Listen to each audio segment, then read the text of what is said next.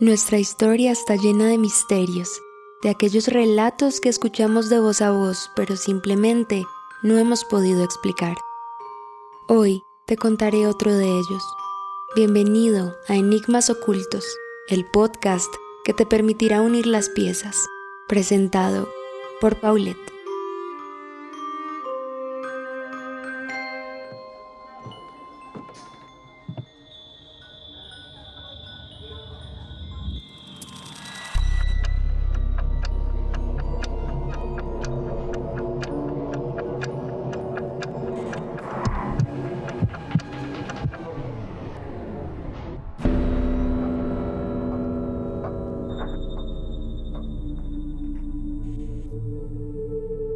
El alma, esa entidad vaga, desaparece y se transforma en espíritu, forma humana en continuo crecimiento y, en su calidad de expresión individual dentro de lo colectivo, llena de obligaciones éticas, solidarias y participativas. Es el principio de las ciencias, las humanidades y el pensamiento social en sus diversos planos y potencialidades. La creatividad de la raza humana alcanza niveles inimaginados en todos los órdenes y en cualquier otra era de la historia. Lo más espectacular y grandioso, por desgracia, se entremezcla también con lo más perverso y repugnante de la condición humana. El contraste del desarrollo de las sociedades y dentro de las mismas sociedades alcanza niveles catastróficos e insostenibles. Lo dicho de manera impecable hace cerca de 80 o 100 años, en la quietud de un despacho, voz solitaria de una noche que tardó casi 10 años en plasmarse en versos pristinos, diáfanos, toma ahora sentidos polisémicos, de tal vitalidad que no pueden aparecer frente a nosotros como tétricas pesadillas recurrentes, sino por el contrario, como metáforas de la vida cotidiana. Y asoman así, aquí y allá, entre los transeúntes desprevenidos, a cada instante los espectros, insepultos unos, fétidos, pútridos, otros tantos más. ¿Quién los ve? ¿Quién los oye? ¿Cómo se entrecruzan a la entrada de los edificios, a la salida de los teatros y conciertos, cuchicheando con risas quedas, cómplices y echando ojedas a los lados, cargadas de resentimiento? En algunos casos se puede identificar a algún personaje cargado de medallas en el pecho o portando pergaminos bajo el brazo, que se apresura a la celebración de algún acto social o político.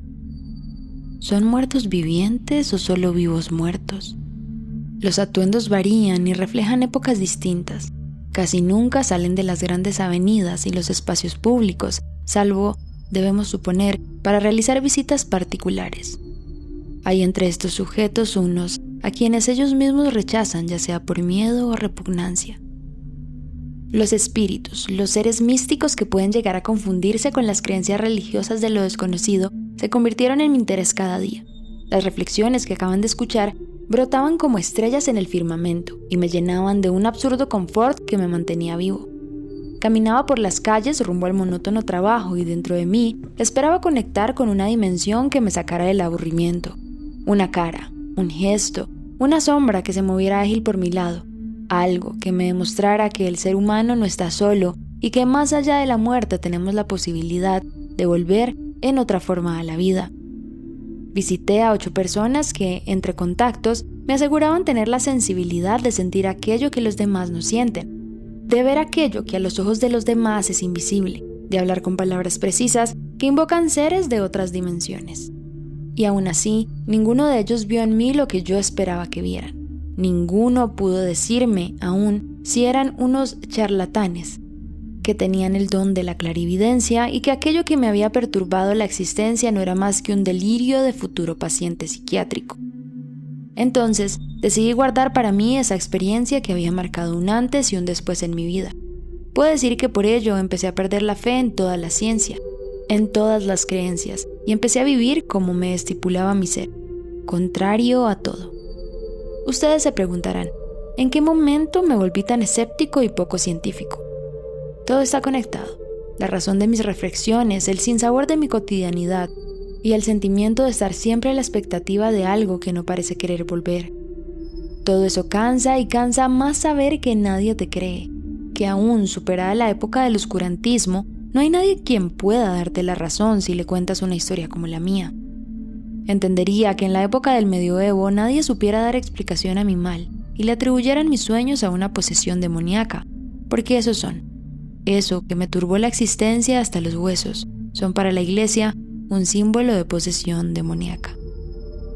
He leído mucho acerca de ellos y en todos lados los describen como seres malévolos, que se encargan de saciar la maldad a costa de tu energía, específicamente de la energía sexual. En este punto creo que podrían tener razón. Desde el momento que experimenté esos sucesos, mi vida no ha sido la misma. Me siento cansado, desmotivado, inapetente y enojado. En pocas palabras, es como si ese algo hubiera consumido toda mi energía. Pero, volviendo a mi investigación, puedo contarles que un encuentro con este tipo de criaturas era percibido como algo indeseable o incluso peligroso en la antigüedad. En el cristianismo, la actividad sexual está ausente en el cielo y las inclinaciones sexuales se le atribuyen solo a seres sobrenaturales como Satanás, demonios, incubos o súcubos. Los sueños sexuales, por tanto, causaban preocupación si se cree que son el resultado de una visita nocturna de algún espíritu. Tales sueños se atribuyen una vez a los demonios conocidos como incubos o súcubos, que buscaban a los humanos dormidos para tener relaciones sexuales.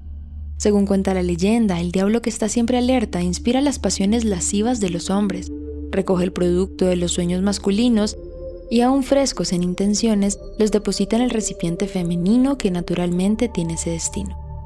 Esta energía que el demonio abstrae de los deseos sexuales del hombre se transforma en entidades que se denominan incubos y se manifiestan en forma masculina. Dada su naturaleza, los incubos buscan tener relaciones sexuales con mujeres dormidas. Resulta extraño, pero incluso dentro del espectro de los demonios sexuales existe la dicotomía del hombre y la mujer, marcados claramente por diferentes orígenes. Según la leyenda, una joven puede hacer creer que se acostó con un genio, con un dios, y que de este dios tuvo un hijo, y así el diablo depositaba en ella la sustancia o las intenciones perversas cogidas durante el sueño de un hombre. Quisiera hacer un paréntesis en la investigación, pues resulta bastante cuestionable la concepción malintencionada de la religión sobre la mujer. En la investigación acerca de estas entidades, mostraban al hombre como la víctima de una especie de treta malintencionada entre la mujer y el diablo, y no contentos con esto, la pintaban como la merecedora de una serie de pecados que ellos mismos se inventan. En fin, una razón más para alejarme de ello. De hecho, uno de los súcubos más famosos es Lilith o Lilith, perteneciente a la mitología mesopotámica y del folclore demonológico judío. Lilith, creada antes que Eva, encarna la belleza maligna y las relaciones sexuales pasionales. Podemos leer sobre Lilith en los documentos históricos, como la propia Biblia o la epopeya de Gilgamesh, y su figura implica la primera representación histórica de lo que conocemos como mujer fatal. Volviendo entonces, la joven queda embarazada y en las situaciones en las que no se conocía quién era el padre del bebé, sin que nadie pudiera echarle la culpa de nada, se limitaban a decir que el diablo había sido su incubo. Pero cuando el diablo se convierte en súcubo, es otra cosa distinta. Para eso es preciso que sea diabla, que la esencia del hombre penetre en ella y que en ese caso el hombre la hechiza y tiene de ella un hijo. Durante la Edad Media se tomaban muy en serio las leyendas y esta no iba a ser la excepción. Más aún cuando todos conocían a alguna persona que había vivido algún tipo de parálisis de sueño. En todo caso, su presencia era una señal de mal augurio. Si alguna persona tenía una experiencia de este tipo, se podía interpretar como una desgracia, como una enfermedad, la muerte de un ser querido o de la misma persona que lo padecía. Además, como se comentaba anteriormente, esta experiencia tenía un tinte u otro según el género de la persona. Las mujeres se veían afectadas por los incubos, que incluso llegaban a sentarse en su pecho, impidiéndoles todo movimiento y provocándoles pesadillas. En algunas ocasiones incluso las fecundaban, dando a luz a nuevos monstruos. Por el contrario, los hombres eran asaltados por súcubos, demonios que los seducían durante el sueño. Leer esto me hizo cuestionarme la realidad de lo que había vivido. Si me quedaba con esta versión, habría creído que esos sucesos aislados eran el síntoma de una posesión demoníaca. Sin embargo, creí más sano para mi salud mental y física buscar una segunda versión que le diera respuesta a mi mal. En el afán de solucionarlo, encontré esto. El incubo actualmente se asocia con los terrores nocturnos.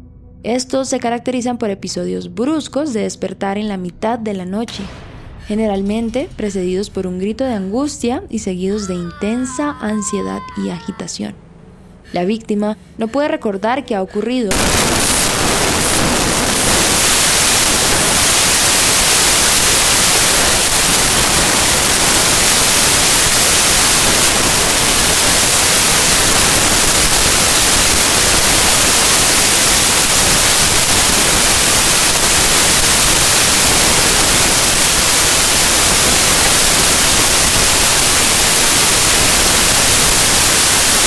Y para ser sincero, aunque de mi energía dependa su estadía en este plano, siento que habitar la realidad debe contener también aquello que no se puede explicar.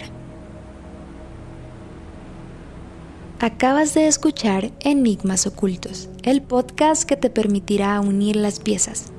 Espero que con él hayas dilucidado un poco más de nuestra historia y también que te hayan surgido preguntas que esperamos responder en un próximo episodio.